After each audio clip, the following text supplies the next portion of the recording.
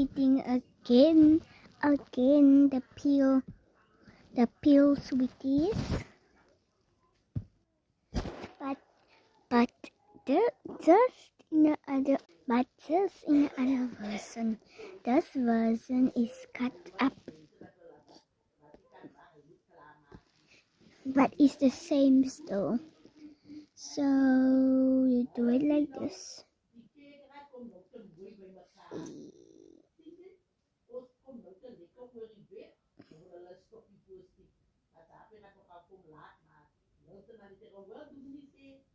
Yes, press it out. It didn't look like this, no?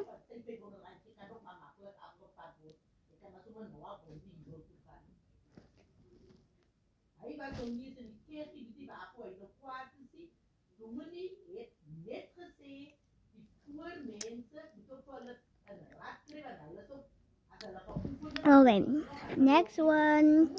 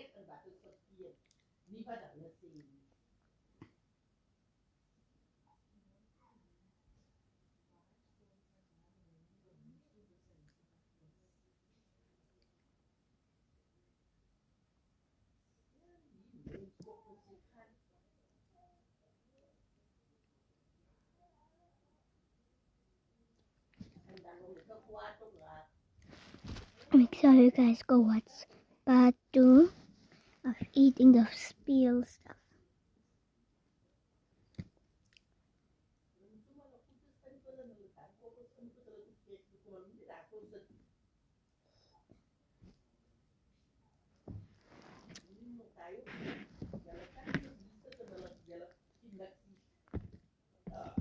Make sure you guys go watch part 2.